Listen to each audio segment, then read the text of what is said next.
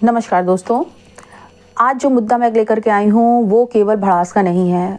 वो इतना सीधा साधा मुद्दा नहीं है कि वो भड़ास निकाली जाए, वो ख़त्म हो जाए। आज मेरे दिल में बहुत ही ज़्यादा गुबार है, गुस्सा है, शोक है, संताप है और सबसे ज़्यादा एक आक्रोश है, एक धधकता हुआ आक्रोश है कि भारत के जब हम आज़ादी का स्वर्णिम काल मना रहे हैं, अमृत काल मना रहे हैं, ऐसे समय में 75 वर्ष बाद भी हमारे पश्चिम बंगाल की जो सरकार है वो हमारी माँओं, बहनों और बेटियों की अस्मिता के बल पर अपनी सरकार चला रही है। ये इतनी घटिया औरत है, ये इतनी मतलब निम्न स्तरीय औरत है कि इसको सत्ता के लिए ये अपनी बहन बेटियों के को नीलाम कर रही है। जो इसने पाले हुए हैं अपने आतंकवादी, वो रोज हमारी माँ बहनों का शोषण कर रहे हैं, शारीरिक शोषण कर रहे हैं। उस पर ये अपनी राजनीतिक रोटियां सेक रही है, अस्मिता के बल पर ये अपनी राजनीति चला रही है। और ये तो इतनी निहायत, इसके लिए तो मेरी डिक्शनरी में कोई शब्द ही नहीं है कि पहली बात तो ये महिलाओं के ऊपर कलंक है, ये कलंक है। इससे बेहतर तो वो डाकिनी और पिशाचिनी हुआ करती थी जो कम से कम अपनी बहू बेटियों के ऊपर तो अत्याचार नहीं करती थी, मानवों के ऊपर करती थी, दानवों के ऊपर नहीं करती थी।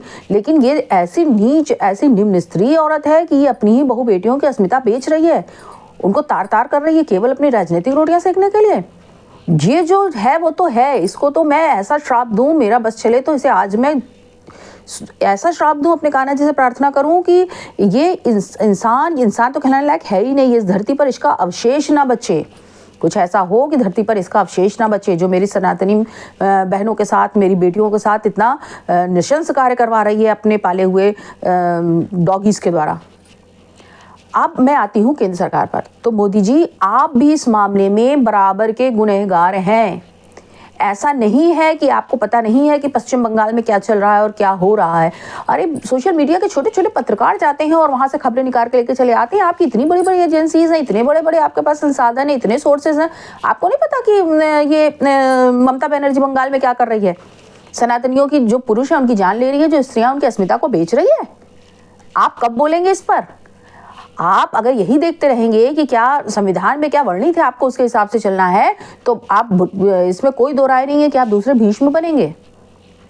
संविधान में जो वर्णित है वो तब वर्णित है कि जब राज्य सरकार सुव्यवस्था के साथ अपना सरकार चला रही हो तो केंद्र सरकार उसमें हस्तक्षेप नहीं कर सकता है। लेकिन अगर कोई ऐसा नग्न नाच कर रहा है वहां पर, वो हमारी माँ बहनों बेटियों की अस्मिता को नीलाम कर रहा है, वहां पर रोज हत्याकांड कर रहा है, तो क्या आप उसके खिलाफ बोलेंगे नहीं? आपको एक्शन नहीं लेंगे?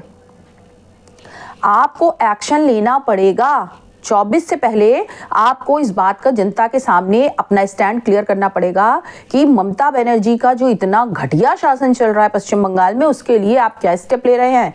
भाई, आप जो पश्चिम बंगाल है वो भारत से अलग तो है नहीं, वो भारत की सीमाओं के अंदर ही आता है ना। तो अगर वहां पर लोगों के संग अत्याचार हो रहा है, लोगों के संग इतना बुरा कांड किए जा रहे हैं, रोज किए जा रहे हैं, आप वीडियो देखिए, सोशल मीडिया में वीडियो भरे पड़े हैं कि बारात जा रही होती है, उनसे उनके ममता बनर्जी के गुंडों ने रंगदारी मांगी। जब उन्होंने मना कर दिया तो उसने सारी औरतों को उतार लिया और 6 से 7 दिन तक उनके साथ गैंगरेप करते रहे। 17, 18 साल की लड़कियां जहां होती हैं घर से उठाकर लेकर चले जाते हैं। ये स्वतंत्र भारत में हो रहा है। इसको आप ये कह रहे हैं कि आप विश्वगुरु बनने जा रहे हैं? मोदी जी, इस विषय में आप कब सोचिएगा? जिस तरह आपने कश्मीर में से सारी समस्या खत्म करी, उस तरह पश्चिम बंगाल से समस्या खत्म करने के बारे में कब सोचेंगे? और अगर नहीं सोचेंगे तो सीधी सी बात है कि समय ने किसी को नहीं छोड़ा है। समय आपकी इस गलती को लिख कर रखेगा। समर शेष है नहीं पाप का भागी केवल व्याध, जो तटस्थ है समय लिखेगा उसका भी इतिहास।